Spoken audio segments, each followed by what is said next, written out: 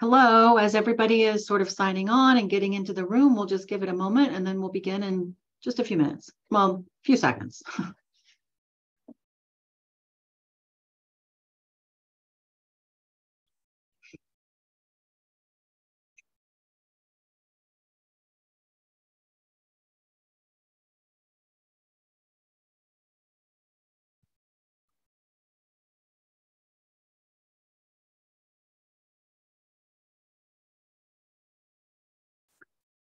All right, we're going to go ahead and get started with our program. Good afternoon once again. I'm Brandy Breslin, the Director of Education at the Palmer, and we thank you for joining us today for this museum conversation featuring the special exhibition that recently opened at the Palmer called Designed for the Future.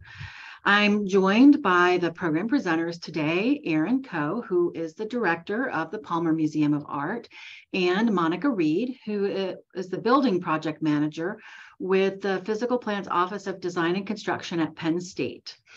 Before we begin the program and I turn it over to them, I just want to remind everybody that about some of the Zoom controls. So we do ask that if you have questions, you put them in the Q&A. And I do want to let you know now that we have a very full program. So we're going to be tight, but we really want to reserve 5 minutes at the end for some questions if you have them. I have turned on the automatic captioning, so you will notice that. And before I turn it over, I'd like to make sure and give a land acknowledgement because the three of us are here working at Penn State and at the University Park campus. The Pennsylvania State University campuses are located on the original homelands of the Erie, the Haudenosaunee, the Lenape, the Shawnee, the Susquehannock, and the Wazazi nations. As a land-grant institution, we acknowledge and honor the traditional caretakers of these lands and strive to understand and model their responsible stewardship. We also acknowledge the longer history of these lands and our place in that history. And with that, I'll go ahead and turn the program over to Erin Coe. Brandy, thank you for the introduction and for reading the land acknowledgement statement. Brandy, can you see my presentation? Yes, it looks good. Oh, good. Just want to make sure everyone's viewing it. Good afternoon, and thank you for joining us for today's webinar. The webinar focuses on the exhibition Designed for the Future that opened on Saturday and will remain on view until we close the building on Curtin Road in May of 2023. We have a lot of ground to cover today, as Brandy said, so I'm going to get right to it. The exhibition focuses on the transformational new building for the Palmer Museum of Art, located at the new Palmer Museum of Art, located at the Arboretum at Penn State. The new 71,254 square foot facility will substantially boost access to the museum's collection of 10,400 objects for students, faculty, staff, and the public.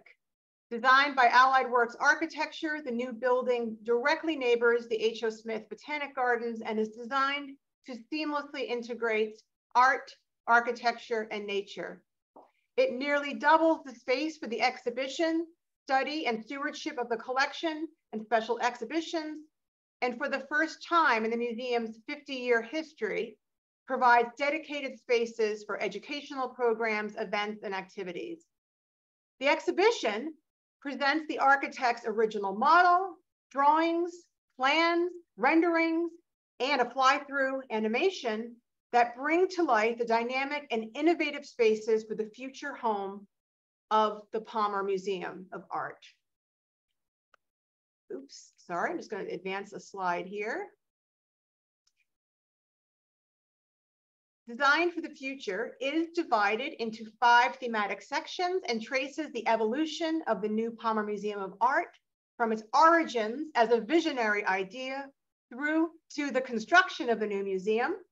Attention is given to precedent museums and spaces that inspired the site concept and program study, and the design development of the new museum, which is anticipated to open to the public in the spring of 2024.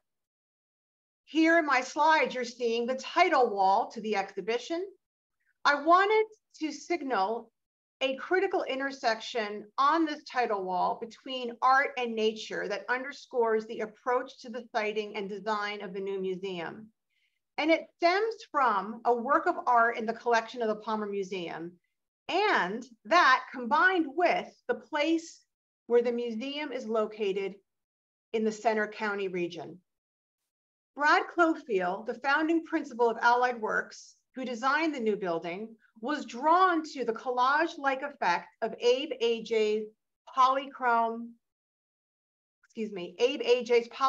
wood relief, 2009 from 1964, and its inherent relationship to the patchwork quality created by the hills and valleys of the central Pennsylvania landscape. Often in presentations by Allied Works, they would pair the Abe Ajay wood relief construction with a detail from the satellite image of the Center County region where Penn State is located. The aerial view is enlarged on the wall, and I wanted it to be at mural size so it envelops the viewer in the topography of our region. The aerial map captures the quilt-like valleys between forested hills, which evoke the puzzle piece nature of Abe Ajay's multifaceted work. The pairing of this intricately assembled work by the artist, who, by the way, hailed from Altoona, Pennsylvania, and this evocative regional land formation inspired the architect, Allied Works, to embed the new museum building within the larger landscape network of the campus, arboretum, and botanic gardens. Now, in the introductory section, we also feature the wood model that you see here in my slide for the new museum. And I have another image of it here. This is the original wood model that Allied Works used during their final interview with Penn State. And the model was used to represent the three overarching concepts for the siting and ultimately the design of the new museum, and that is courtyards, ridgeline, and terraces. As we will see later in this presentation, the design team synthesized these concepts into the final design of the building that is currently under construction. But before we jump ahead to design development of the museum, let's take a step back to discuss the origins of the new museum, which is explored in the exhibition's first section devoted to origins. The goal to create a new museum a new building for the Palmer Museum of Art stems from a 2016 feasibility study conducted by the university to assess then President Eric Barron's vision for a consolidated cultural district located in the Arboretum at Penn State. Envisioned as a complex of museums, including a new home for the Palmer Museum, as well as interdisciplinary galleries and education spaces, the new museum complex would position the central Pennsylvania region as a unique arts and cultural destination and an accessible gateway to the discovery of art, science, and nature at Penn State. The feasibility study, you're seeing an aerial rendering from the master plan that was developed by Ayers St. Gross for the university in 2016. The plan, here's 2 pages from their report, the cover page and just one of the pages inside. What was described in their report is that the master plan would incorporate the Arboretum's existing master plan with the addition of a conservatory, a planetarium, and the inclusion of the collections of the Palmer Museum and other museums that are dispersed across our campus, representing 15 colleges and departments. Once completed, the total build out, according to Ayers St. Gross, was projected to attract 350,000 visitors each year and would require 230,000 square feet of space for exhibitions, galleries, education spaces, staff, and support spaces, as you can see in my image on the right from their report. So that was 2016. In 2018, the university prioritize moving forward with phase 1 of this project. The project, by the way, was divided into 3 phases of development. So in 2018, the university prioritized phase 1, which is a new home for the Palmer Museum, with later phases of the project to include, for example, the conservatory, planetarium, interdisciplinary galleries to come later. On May 3rd, 2019, the Penn State Board of Trustees approved the plan for the construction of the new art museum building and selected Allied Works Architecture as the designer. Here's an image of Brad Clofield, who is the lead designer and the founding principal at Allied Works. Allied Works is internationally recognized for innovative arts, cultural, and civic buildings, including museums and art schools and higher education. And they're also known for creating carefully curated campus environments. They are known for their sensitive and elegant bridging of nature and architecture, and for creating architecture that is inspired by and responsive to place, to nature and the broader community. Allied Works, as you can see from my slide, has designed several museums of distinction, including, I'm just going to highlight 2 here for you, the Clifford Still Museum in Denver, Colorado, which they completed in 2011. It is a monographic museum devoted to one of the key figures in the abstract expressionist movement, and it is right next door to the Denver Art Museum. And they also designed the University of Michigan Museum of Art in Ann Arbor, another Big Ten school. Allied Works designed a major addition which doubled the museum's collection, exhibition, and educational spaces. It includes 3 gallery wings that radiate out from a central atrium that you see in my image on the right. And the addition has made the museum more accessible and more welcoming to students and the Ann Arbor community. And today, the University of Michigan Museum of Art attracts 250,000 visitors annually. Now, each of these museum projects that Allied Works has designed is a unique response to the site, the collection, the cultural character of the surrounding community, and each share a sense of placemaking and timelessness, contributing in meaningful ways to the quality of life. The project teamed Allied Works with landscape architect Reed Hildebrand, and here's just a short list of some of their clients in the museum space and in higher ed. They paired Reed Hildebrand with the directors of the Palmer Museum and the Arboretum at Penn State, along with our university partners in the Office of Physical Plans, including the units of Planning, Design, and Properties, Design and Construction, and Energy and Engineering. So what I want to emphasize is that the new museum is the result of countless efforts of design effort, merging the ideas and talents of many professionals across a variety of disciplines, both at Penn State and with our consultants. And it includes, for example, acousticians, security specialists, sustainability specialists, information technology, lighting, daylighting specialists, and exhibit design. Throughout the project, we have been guided by the following goals. I know this is a lot to take in on a slide. I'm just going to quickly go through the goals with you, though, because they're very important to the project and they informed all of our discussions. Number 1 is fulfilling and expanding Penn State's land grant mission of teaching, research, and public service. Number 2 is establishing a cultural destination as called out in the university's strategic plan that produces an economic impact and fuels tourism in State College and Center County.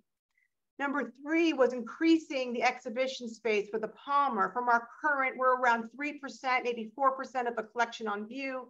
We want to get up to 7 to 8% of the growing collection on view to showcase our fast growing collections. Another goal that was so important to this project, of course, was integration with the Arboretum, not to detract from it, but to enhance the overall sense of place of the Arboretum. We want to create an inviting, welcoming, and inclusive place that is accessible to all. We want to enhance the visibility, visitorship, and guest experiences for the museum and Arboretum. We want to be a place for Penn State students, an educational resource, and a social creative hub that expands their skills and enhances their experience here at the university. We want to expand and strengthen that great relationship we have with our community, both for the Arboretum and the Palmer, so that town and gown connection is important. Of course, stewardship and sustainability are two of the other key goals. Before design work could begin, though, we had to take a step back, and the Palmer and Arboretum staff worked with the noted architectural firm, the DLR Group, to undertake a rigorous and extensive program study for the new building. Here's just a snip of one page from their 125-page report. The program study involved an in-depth look at the physical space needs, including the desired adjacency of galleries and other public spaces, education spaces, as well as administrative areas and storage areas. The program study was then verified and further refined by Allied Works during the pre-design phase. And I just want to quickly just share with you some of the objectives of the space program. Number one was a freestanding art museum. We were looking at one approximately between 68 to 74,000 gross square feet. We ended up, as I said earlier, at 71,000. We wanted to expand exhibition galleries, of course, one of the main goals of the project, to 21,000 square feet. I'm happy to tell you today that we achieved that. We wanted new and first-time education spaces. We have a studio classroom in the new museum. We're going to have a seminar room for classes. We're going to have an object study room. We have a print study room, but we're going to have an even better one in the new museum and a larger one that can accommodate our collection. And then we wanted an exploration space, which we don't have here in the building, for children and families. Lobby and event space is in the building. We have a much larger lobby, and for the first time, we will have an event space. And then, of course, we needed office space for both the museum and Arboretum staff and our volunteers. Back of house support spaces were also important, critical element of the program study. And you can see my list there. All of those areas were incorporated into the program study and into the new museum. So the new museum fulfills the objectives outlined in the program study, with a greatly expanded sequence of galleries for the museum's growing collection, an ambitious exhibition program, dedicated education spaces, and areas for events for the community, for gatherings, to really expand our role and the Arboretum's role as a cultural, educational, and scholarly resource for Penn State and the community and beyond. During the program verification process with Allied Works, we also conducted extensive peer benchmarking, and I'm just showing you an example on the slide. And we were comparing ourselves to other academic art museums as well as aspirational museums.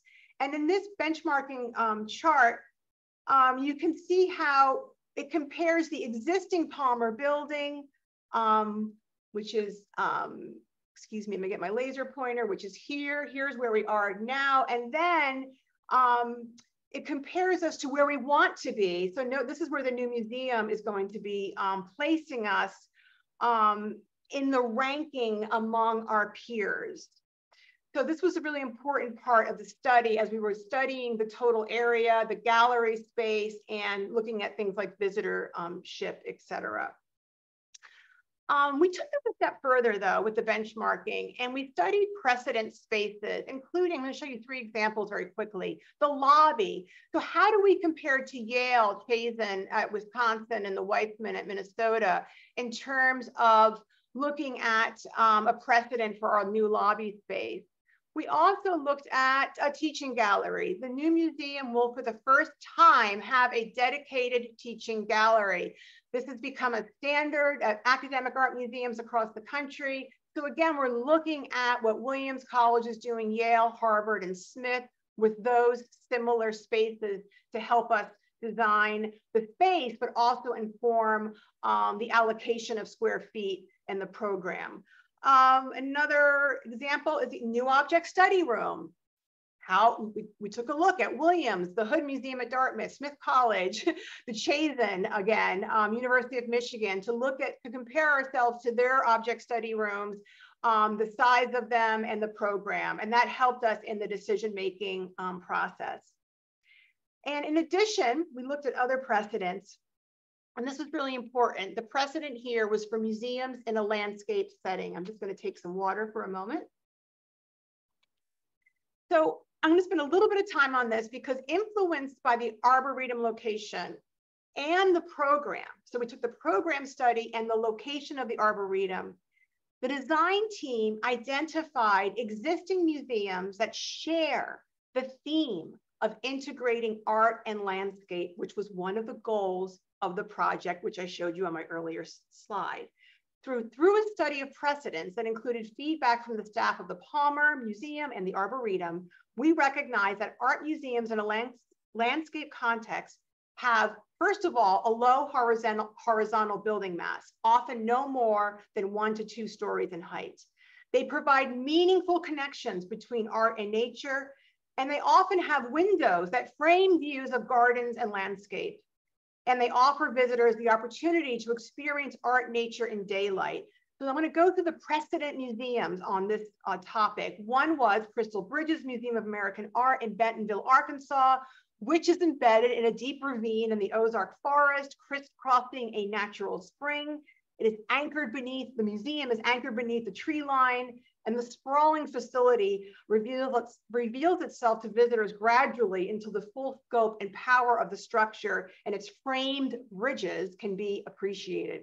Next was the Clark Art Institute in Williamstown, Massachusetts, another important precedent. The museum is internationally known for its renowned art collection and stunning natural environment, and it's situated on 140 acres of lawns, meadows, reflecting pool, and walking trails that meander through a bucolic landscape. Next was Glenstone, located in Potomac, Maryland. And this inspired the design team as well. And in fact, the design team took a trip to Glenstone to see the museum and to meet with their staff. We spent a day there touring the facility and the grounds, and we had some very productive meetings. Glenstone is dedicated to presenting post-war and contemporary art in a series of indoor and outdoor spaces. It is situated in 300 acres of landscape that fully integrates art and architecture. It includes paths and trails and streams and meadows and outdoor sculpture placed throughout. 2 other examples from further afield. The first was the Louisiana Museum of Modern Art in Denmark, which is devoted to the interaction of art, architecture, and landscape. I don't know how many of you have been to the Louisiana Museum in Denmark, but it is a low horizontal building. It's very understated, complex, that meanders through the surrounding landscape, and it's considered a major work of Danish modernist architecture. And then last was the Kröller-Müller Museum, which is located in a sculpture garden and a national park in the Netherlands. It is a national art museum for the Netherlands. And again, it is located in a national park. And this was another source of inspiration. I'm going to now turn our attention to citing the museum and design developments.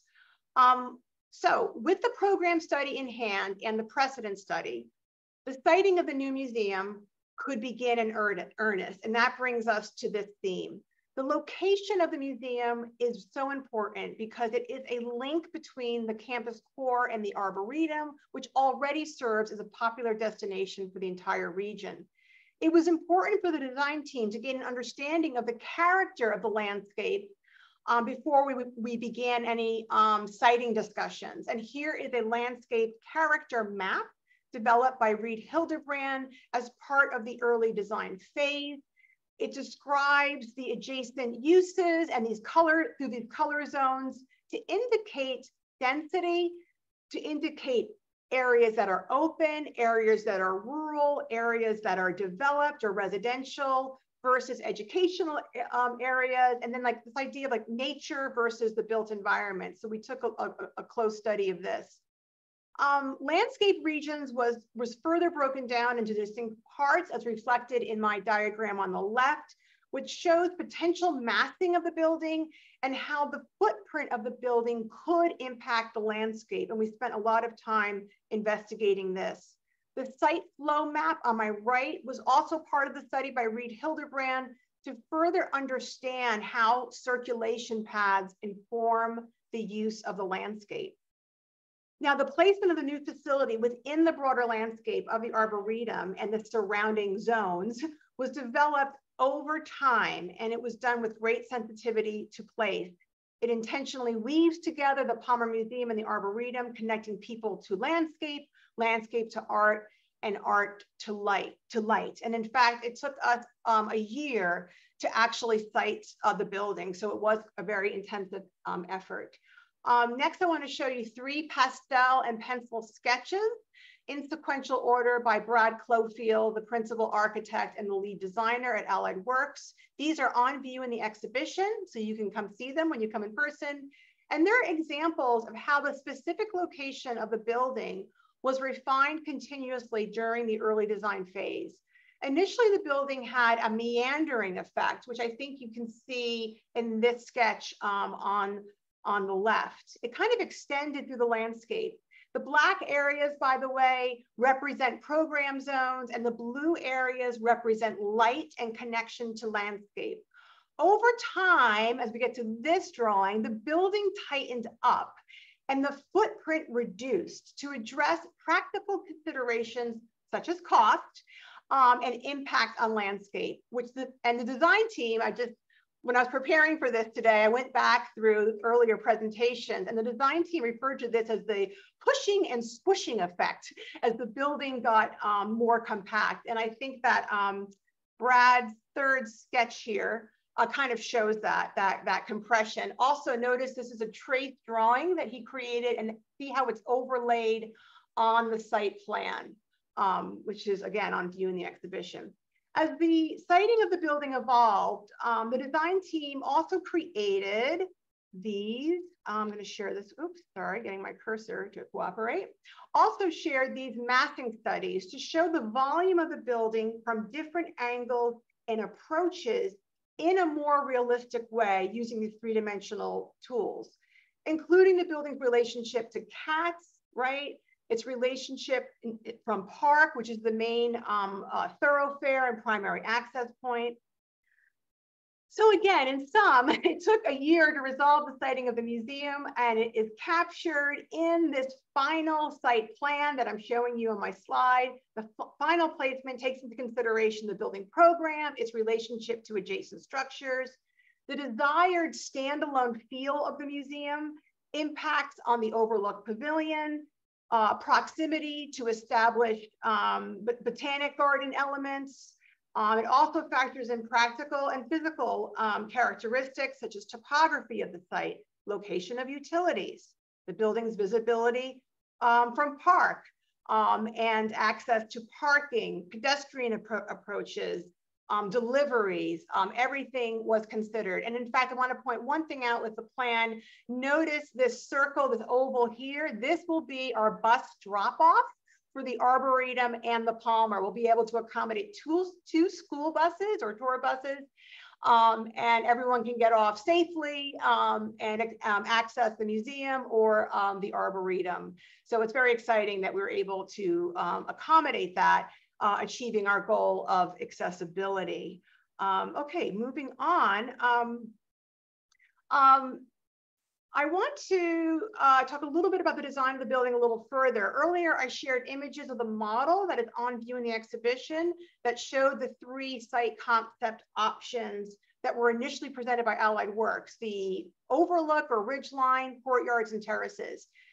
Those initial concepts were modified during the siting and design phase of the project in collaboration, again, with the Palmer, Arboretum, and Penn State. In the end, we selected this, the connector concept. I'm showing you the model that expressed that, whereby a 2nd-story glass bridge that you see here connects 2 wings of the museum, the exhibition wing and then the education and administrative wing. And it forms a gateway, here's a detailed view, that allows unimpeded access to the H.O. Smith Botanic Gardens and the Pollinator and Bird Garden beyond.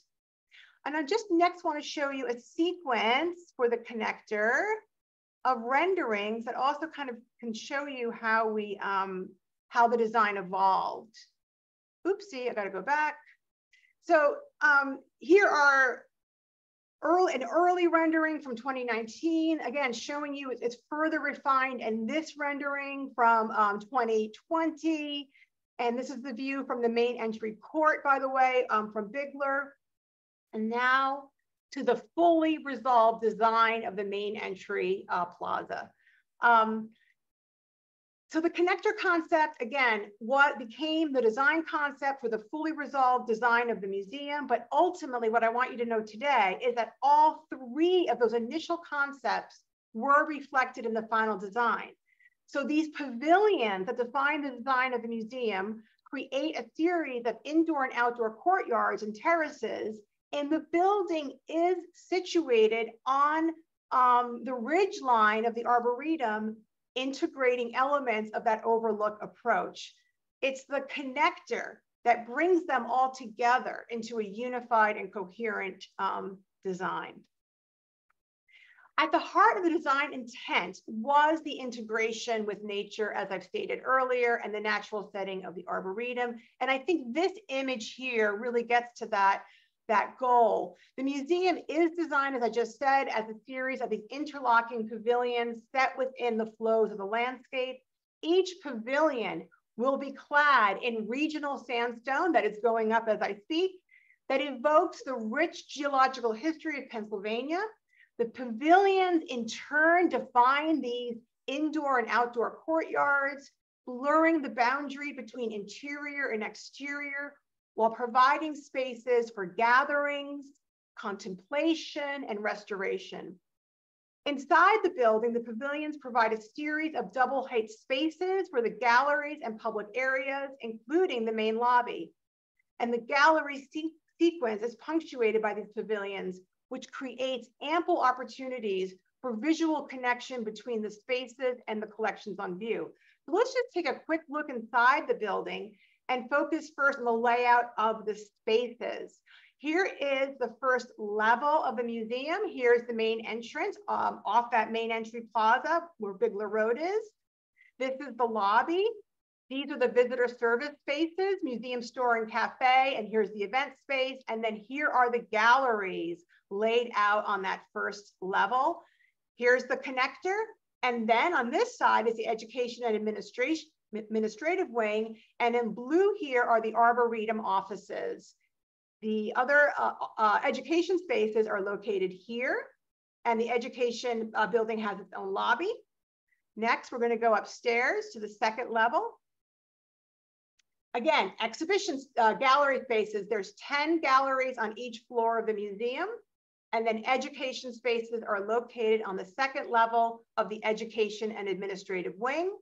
You're probably wondering where the museum offices are. We are on the mezzanine level. We captured a mezzanine level in the education wing because of the height of the galleries in the exhibition wing. So this is where the museum staff will be located. We'll be right above our friends at the Arboretum.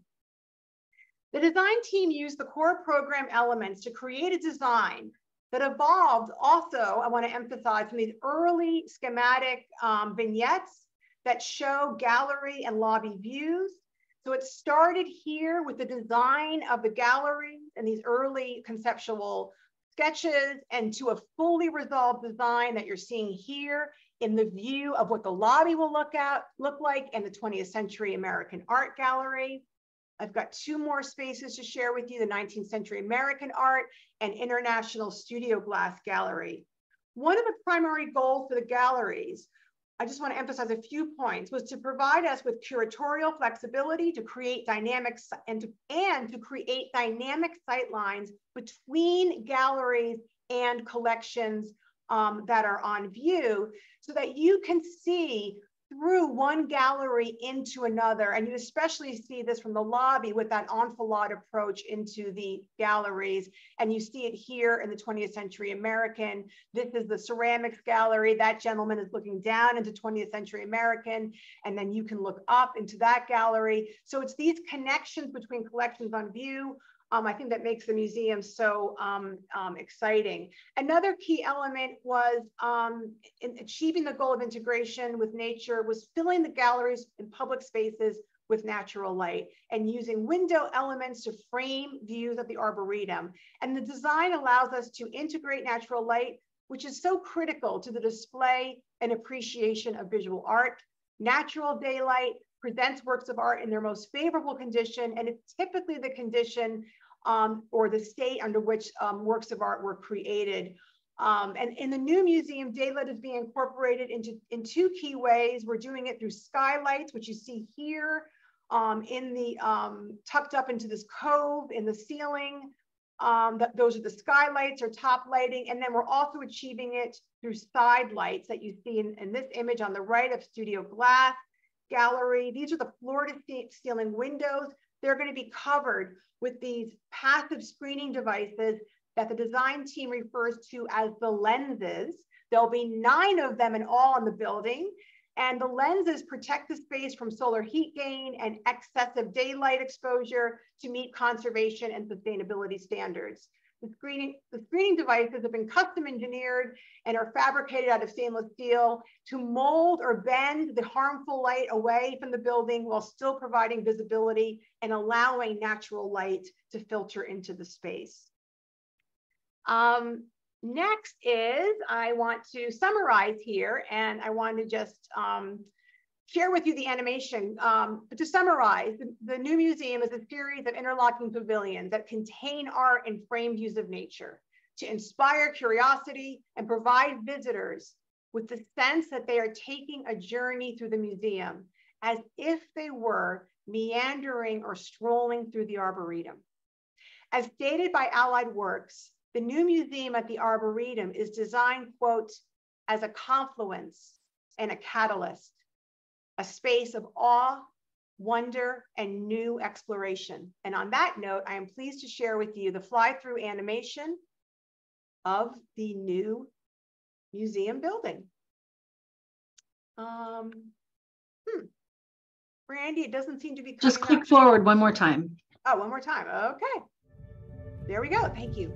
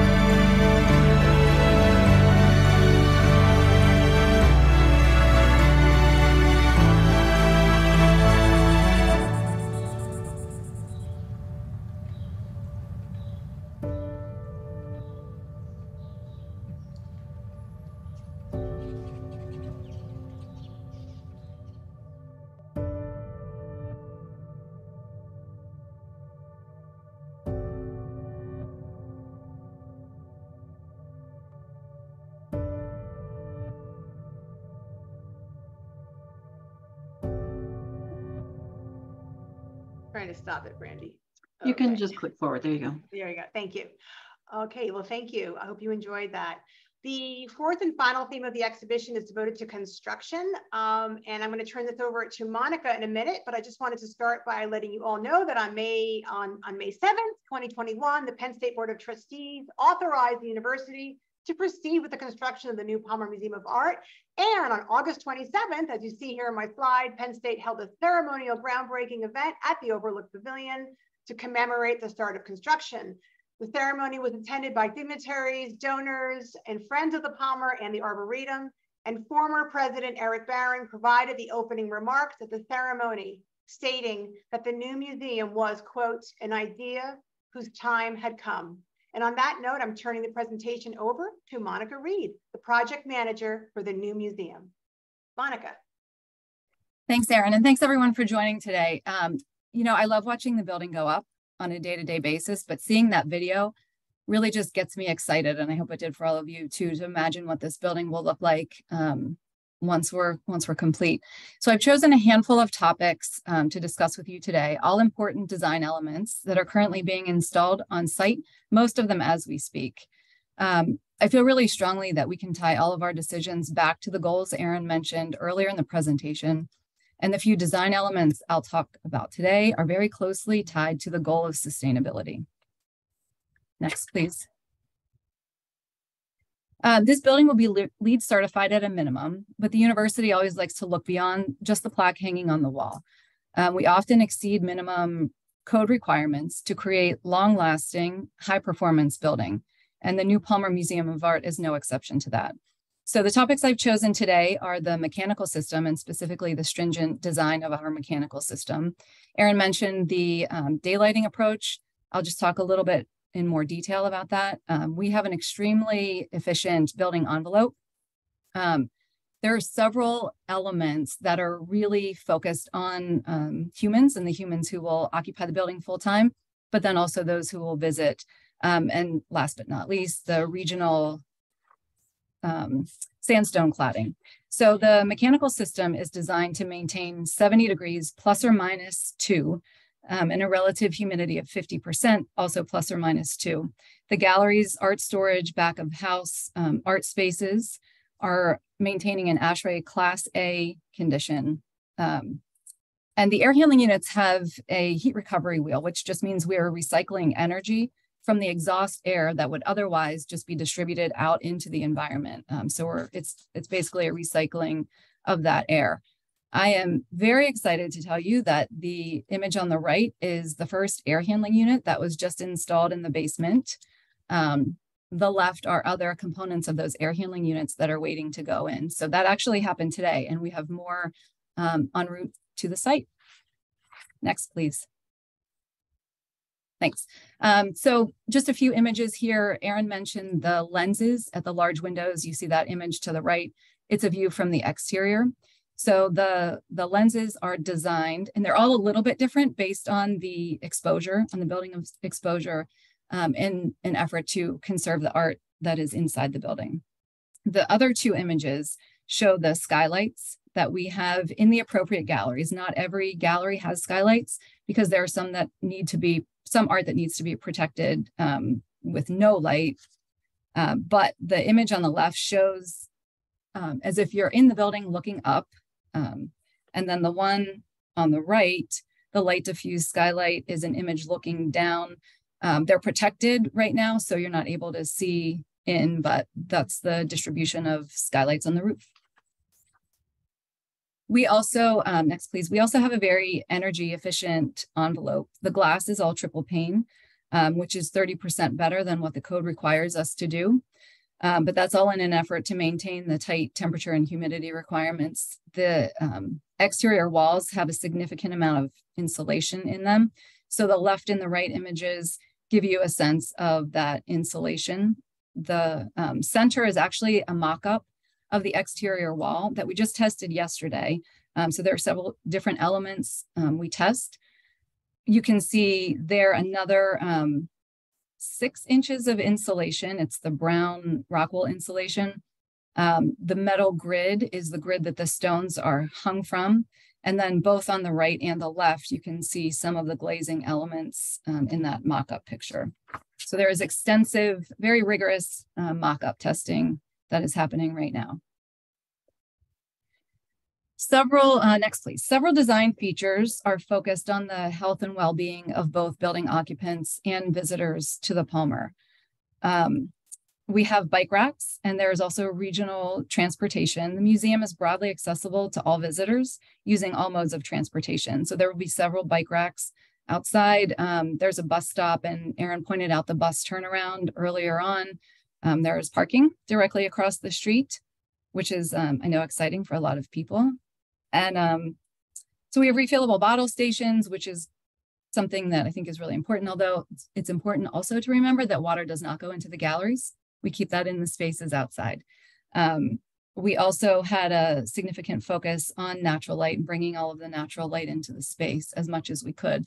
So the image on the left shows a clear story window for the preparators' offices, which are actually in the lower level with the workshop and some of the art storage spaces. So we were able, based on the grade, to bring natural light into those spaces for people who will inhabit the lower level for most of the day.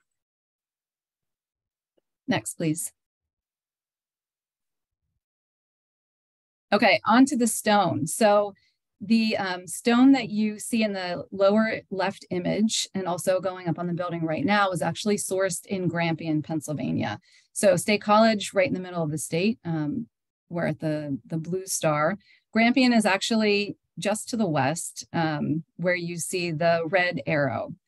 It's a small town with an immense quarry. It's absolutely beautiful. And we were very happy that we could find what we needed within an hour of State College. They're actually nearly complete sourcing all of the stone, and they're bringing it on truckloads. We have quite a bit on site right now. Next, please. So image on the left is the quarry. The team has gone quite a few times to look at the way they're sourcing the stone, how they're cutting the stone, palletizing, and getting it ready to ship to the site. The image on the right is a 10-foot diameter blade that cuts those huge sections of stone into the pieces you will see on the building. So there's a significant process that the stones go through to be quarried, cut, prepared, and then delivered. Next shows a few images of the team visiting the site. So it went from quarry to saw to these smaller pieces. They're 14 inches wide by most of them 5 or so feet tall. So it's a standard module stone. We evaluated the cuts, we evaluated the color of the stone, the quality, and have been very pleased with the way it's coming out of the quarry and also the way it's going up onto the building. Nathan Hamilton, who's our project architect, is in both of these images. He flies in from Portland quite often to visit the site, and especially keeping track of the stone in the installation. Next, please.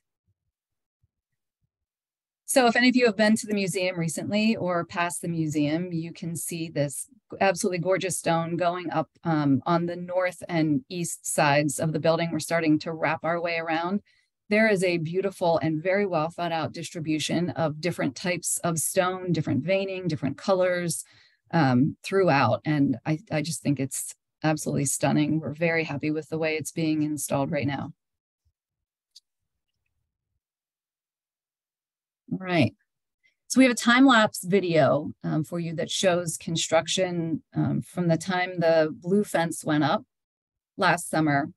There was a significant amount of excavation that needed to happen before the building was built. There was a lot of underground utility work. And as we expected, we found a significant amount of stone under the in-ground. So there was a lot of drilling to get the stone out. We had a couple clay seams that weren't significant and one small sinkhole, which we were able to remediate, but there was a significant amount of underground work that happened. You can see on the right that the gallery or exhibition wing is starting to go up. Steel came in the winter, so we had a lot of guys working outside in very cold temperatures erecting the steel. The admin wing is starting to go up on the south side. Major snowstorm that could have been in April. I know we had snow late into the season last year. They started to pour some slabs on the metal deck. The crane was bringing more steel in, continuing through snow. I feel like it snowed forever. We start to get to summer and the gateway goes up between the two buildings. More concrete trucks are coming in to pour slabs.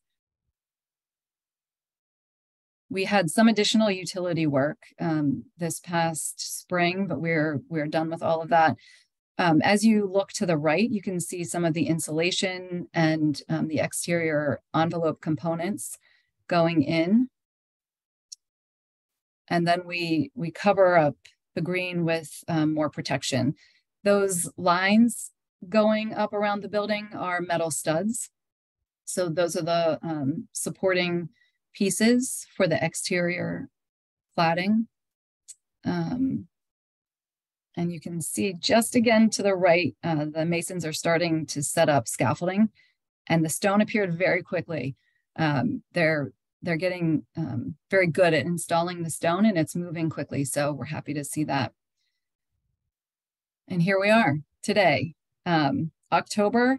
The stone is going up. It was a beautiful day, maybe yesterday. I don't think we had quite that weather today as I look outside at the gray wintry mix. But it's so exciting to see this. And you can really start to imagine walking through the building when I see this time lapse from where we started to where we are today, and then the animation that Aaron had played earlier. So we're so pleased. We're on track, and it is exciting to see this building come to fruition. Monica, thank you. And everyone, just so you know, the time-lapse video is also available in the gallery with the exhibition Design for the Future. I'm just going to end by reviewing the schedule. Let me just advance the slide here. Substantial completion of the new building is expected in July of 2023. Once this is achieved, the museum will initiate a multi-phase transition into the new facility, starting with the administrative offices and staff of the Arboretum and the Palmer, followed by the moving of art and the installation of our 15 permanent collection galleries, and we'll kick that off in the fall of 2023. In the winter of 24, we will be installing the 5 special exhibition galleries. And then we expect to open the new museum with a grand opening and much fanfare in the spring of 2024.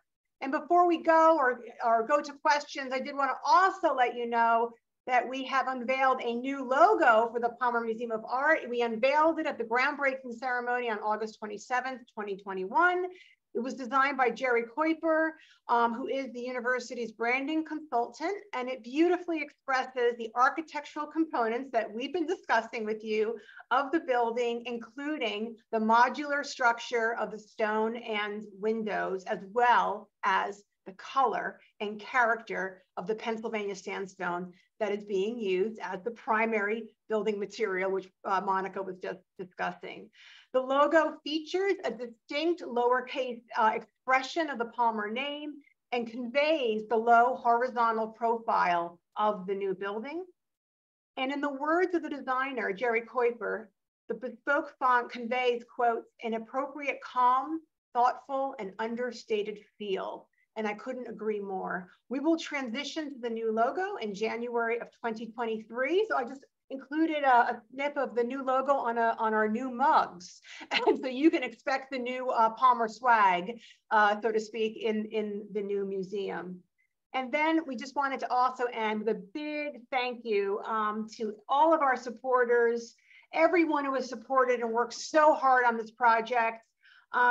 We have just been overwhelmed with the support from a remarkable group of people here at Penn State and in the community and beyond. Our new museum home will provide a welcoming and welcome gateway to Penn State, and in partnership with the Arboretum, it's going to create a cultural destination, attracting audiences from across the Commonwealth, the nation, and the world. And I just want to thank everybody, as Monica does, who has supported this project and this vision, and we're just so tremendously grateful. So on that note, Brandy, I think we can open it up for a couple of quick questions. We're almost at 5, but I think we have a minute or two here.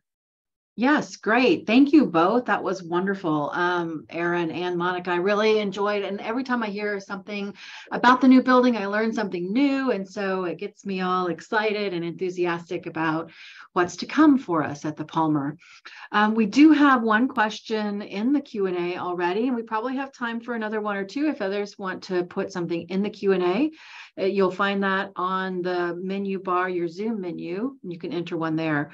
So the question is from Patty Finkel and wondering about the windows and whether or not they're UV mitigated, including those clear story windows that you showed earlier. Monica, so we, with you. Go ahead. Yeah, we looked at several criteria with respect to the windows. There is, we met the criteria for the solar heat gain, which limits the heat. We met color rendering index, which is typical for museum. You want to make sure that it's not either letting too much or not enough through. We also looked at the U value, UV value. There were a handful of criteria. So we closely evaluated the glass, making sure that it met the needs of the people in the space, the mechanical systems, and the art.